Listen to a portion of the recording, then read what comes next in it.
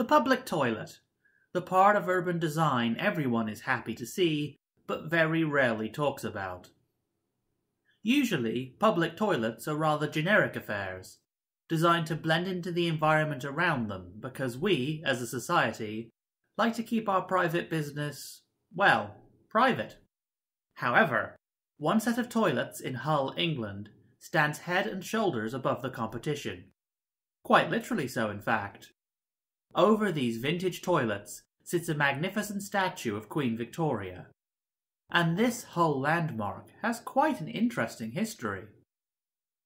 Queen Victoria was the longest reigning monarch in British history, clocking in 63 years and 216 days on the throne, a record that held until Elizabeth II took the title in 2015. Under her leadership, the country saw some of its greatest advancements and changes, both at home and abroad. When she died in 1901, the country was in shock.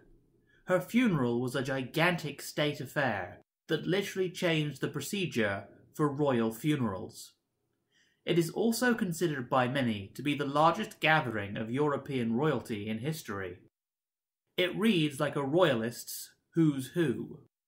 Guests included Princess and Prince Christian of Schweiz-Holstein, Empress Frederick, Queen Mother of Prussia, Prince Henry of Prussia, Archduke Franz Ferdinand of Austria, Prince Philip of Saxe-Coburg and Gotha, Prince Mohammed Al-Tawfiq, Grand Duke Michael Alexandrovich of Russia, and the Crown Prince of Siam, among many, many others.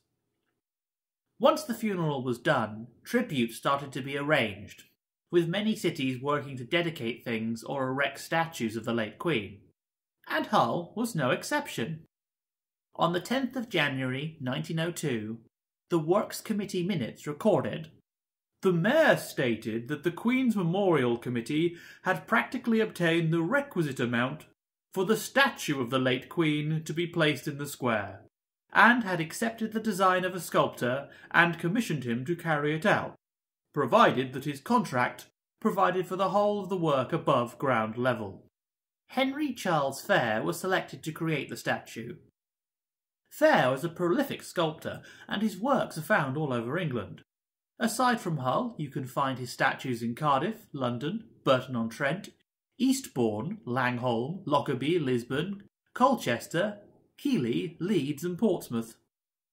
His speciality was monuments and busts, but he was also well known as a creator of allegorical nudes, exactly like the two women who sit either side of Victoria. For this project, he'd be working with the architect J.S. Gibson. Gibson was known as a competition man, as he got most of his jobs via winning public competitions. His style was very Gothic and blended very well with Fear's sculptures, and thus the pair found themselves working together on several occasions. Aside from Victoria Square, they also worked on the West Riding Country Hall in Wakefield in 1891 and the Middlesex Guildhall in 1913. The Prince of Wales, who would later become George V, unveiled the statue at a grand ceremony in the May of 1903. The statue itself is a larger-than-life bronze cast. The statue is on a plinth made of Portland stone from Dorset that features several ornate carvings. Flanking the Queen are two allegorical female figures, also cast in bronze. It is not totally known what these two figures are meant to represent, but based on what they're holding, we can presume one represents England itself, while the other represents the oceans and the Empire. The statue is completed with an engraving on the plinth that declares, "Erected by public subscription to commemorate the reign of Her Most Gracious Majesty Queen Victoria, born 1819, ascended to the throne 1837, died 1901. But a statue of a monarch isn't unusual. Where do the toilets come in, I hear you shout? Well, for that, we need to have a brief history of Hull and the toilet itself. See, public toilets were a common sight on many British streets in the first half of the 1900s, and Hull was no exception. Since the mid-1800s, Hull had been using a very advanced sewer system that used water from the docks to move waste. One of the largest blocks of toilets was built on St John's Street in the 1890s, and these toilets saw an impressive amount of use and in many ways were a key part of the city's functioning. But as the 1900s began, Hull was undergoing major changes. The mayor, Alfred Gelder, who was knighted in 1903 to become Sir Alfred Gelder, was an architect who aimed to transform the city. With the council, he set up the Junction Street scheme. This scheme reworked a lot of the city centre and cleared away a lot of the old buildings and slum housing. The centrepiece of this project was Queen Victoria Square, complete with a brand new City Hall. The foundation stone for this City Hall was laid in 1903 and got the city another visit from the Prince of Wales. The building itself was completed in 1909 and still stands in the same location today. In 1918, the land that housed the St John Street toilets was wanted for the Ferrens Art Gallery, and thus a new location had to be found to allow the bathrooms to be used during the construction. St John Street was a major hub, so it was pivotal that the toilets were placed close to their old location.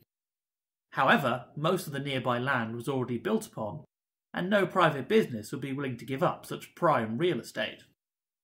There was the newly built Queen Victoria Square, however this square acted as a terminus for the tram stop, and a building would obscure the view of traffic. Thus, an above-ground toilet couldn't be considered. The only option was to go underground. Thankfully, this wasn't the first time such a thing had been considered. In 1902, council minutes mentioned that the council had carried a motion that stated, "The city engineer prepare preliminary plans for an underground convenience in Queen Victoria Square." On the 5th of February 1923, an artist's impression of the toilets were published in the Hull Times, giving people their first taste of what the new structure was to look like. Of course, the idea of putting a monarch above the lavs wasn't a universally popular move. Minutes from a council meeting from the 22nd of February featured this gem of a resolution. Resolution passed that the statue of Queen Victoria taken down in City Square be not erected over the new public lavatory. The resolution didn't hold, and the council went back on their decision, deciding that the square was by far the best place for the statue. The toilets were finished in December of 1923. All that was required was to move the Victoria statue into place. This happened rather quickly, and by the end of January 1924, everything was finished. The movement of the statue was performed by E. Quibble & Son Limited, who charged a mere £165 for the service. As is British tradition, they were picked as they gave the cheapest quote. Interestingly, when the statue was refurbished in 1989, the work was carried out by N.B. Quibble & Son, the descendants of the original E. Quibble. And there the toilets have stood ever since, getting listed as a Grade 2 building in 1994, marking them as a site worthy of protection for the public good. In 2016, it was said that 187,000 people use the toilets every year, and many more enjoy the public square that hosts many major events. As an interesting aside, these are not the only famous Victorian toilets in Hull. The pier toilets on Nelson Street are renowned for their vintage architecture and their excellent maintenance. These toilets are filled with flowers that hang from the ceiling. They are so picturesque they have won several awards from both toilet enthusiasts and design fans. As a second interesting aside, these are not the only toilets in Hull that are underneath a statue of a monarch. In the Old Town, there are some toilets underneath a statue of King William atop his horse. This statue is lovingly referred to as King Billy by locals, and he can often be found wearing a traffic cone on his head. These toilets, while also wonderfully Victorian, apparently used to have goldfish in the cisterns. However, despite many people telling me this fact, I've been unable to find any photographic evidence of it. Even the Yorkshire Post says this fact is reputed, which really throws doubt on the idea. Either way, it makes you wonder why Hullians enjoy doing their business under monarchs so damn much. Another wonderful thing about these toilets is they end up getting quite interesting reviews on various websites. So, if you're ever in need of a good laugh, why not Google a toilet? Wait, no, that doesn't sound right.